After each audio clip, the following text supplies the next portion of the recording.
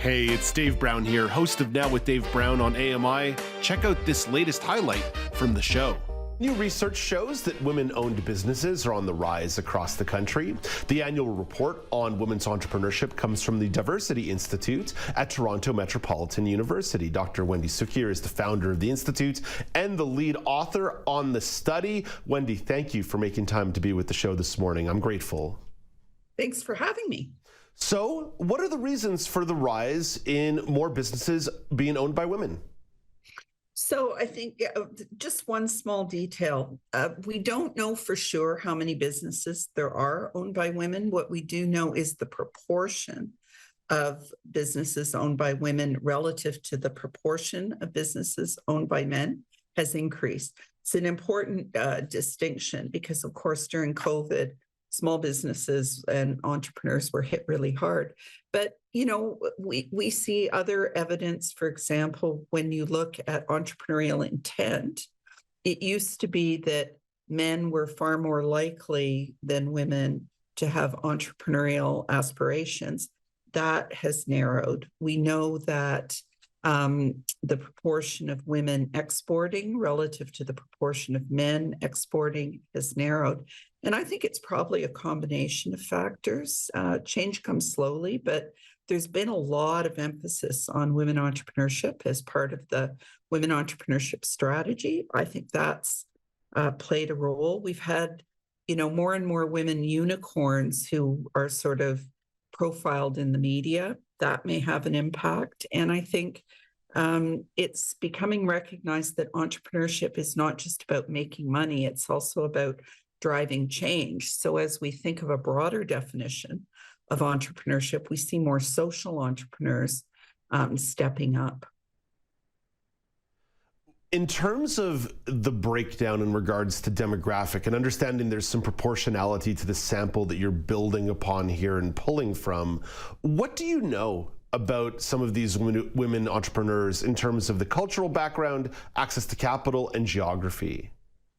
Really good question. So we know that women are more likely to be in services industries, more likely to be in retail, healthcare, hospitality, and tourism, less likely to be in information technology and manufacturing or resource-based industries.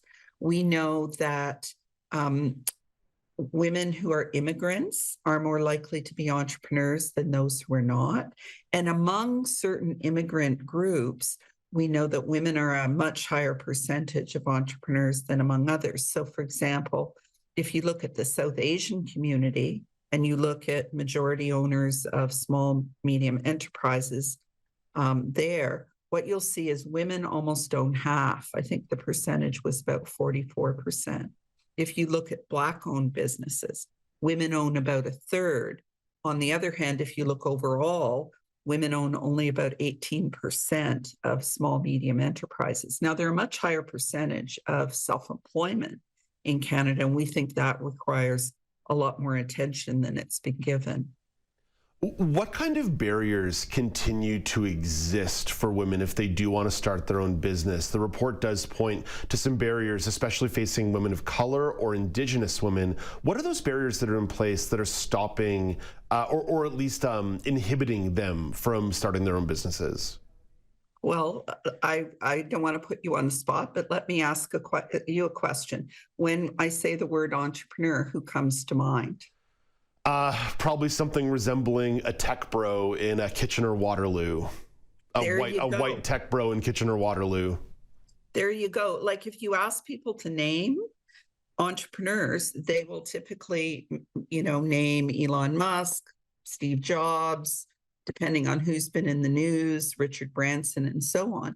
That our image of entrepreneur is very white, very male, very tech-oriented.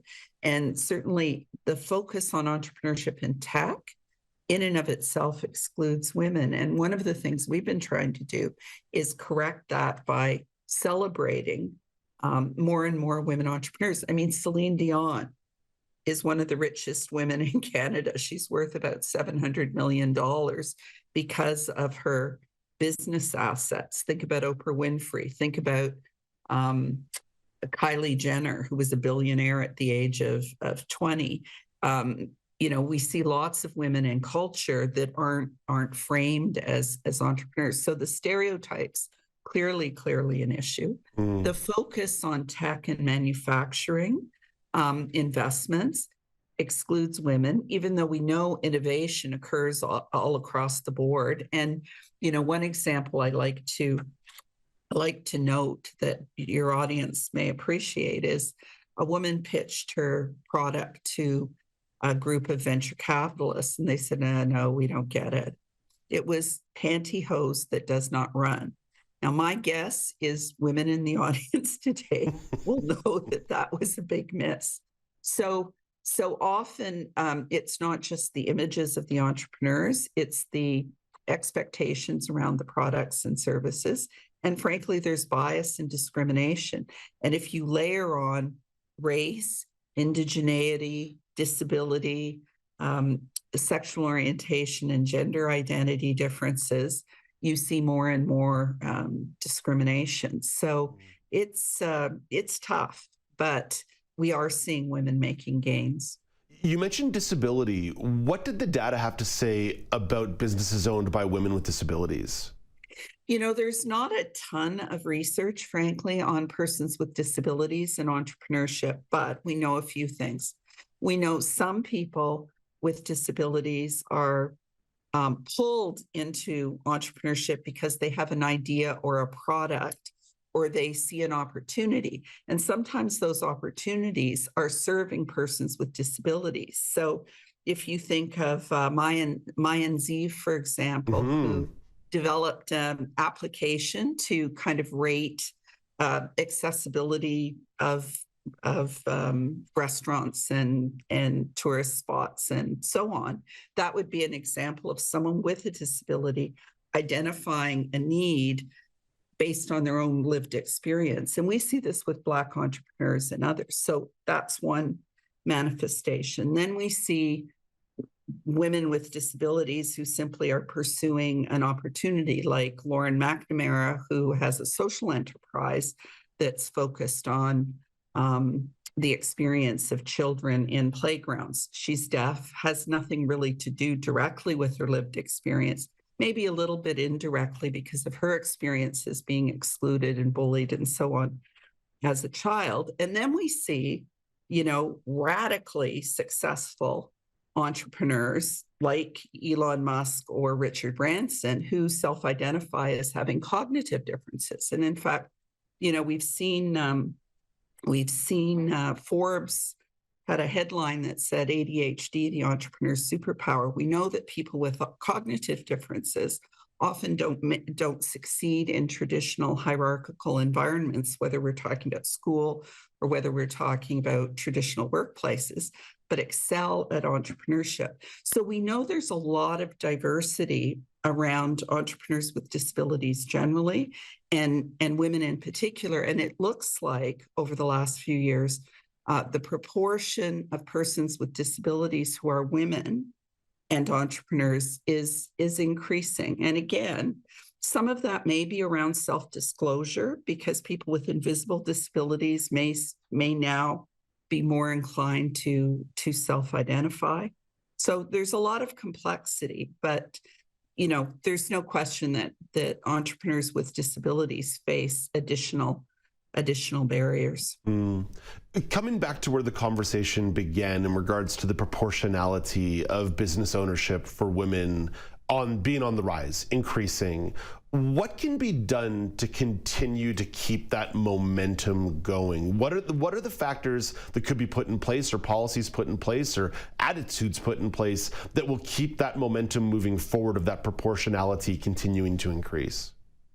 Great question. And, I think challenging the stereotypes, celebrating the success, really important.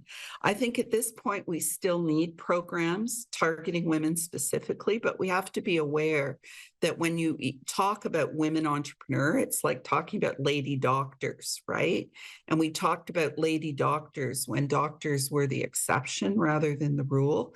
Really what we want for entrepreneurs whether they're women, persons with disabilities, and so on. What we really want to do is tackle the barriers in the ecosystem. And that means getting banks to rethink their processes and their criteria, getting government policies to really look at, are they differentiating based on incorporated businesses versus self-employment? Because as soon as you focus on incorporated businesses, you exclude 90% of women. We have to look at universities. I taught an entrepreneurship course last term, and I'm embarrassed to say the textbook did not have one example of a woman. Oh dear. Elon Musk was in there, but there was not one example of a woman entrepreneur. So, the training and then the supports, what we find in the research is because of the confidence gap that you often see starts with women, they may need more mentoring and support and encouragement, yet they're likely to be excluded from those networks of people who know where to go to get on the Sobeys shelves. So more coaching and support. And at the end of the day, big companies that say they're committed to women, to persons with disabilities, to the Black community, to Indigenous communities, et cetera, have to put their money where their mouth is. And procurement is incredibly powerful. Giving women access to your purchasing power will transform the ecosystem faster than anything else. Wendy, thank you for delving deeper into this research with me today. I look forward to catching up with you again down the road. It sounds like you and your colleagues have a lot of really interesting research on the go. Oh, thank you so much for including me. Really appreciate it. That is Dr. Wendy Cukier, the founder of the Diversity Institute at Toronto Metropolitan University.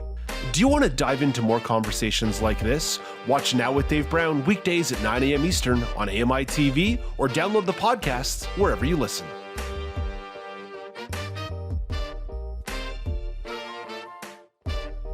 Do you want to dive into more conversations like this? Watch Now with Dave Brown weekdays at 9 a.m. Eastern on AMI-TV or download the podcasts wherever you listen.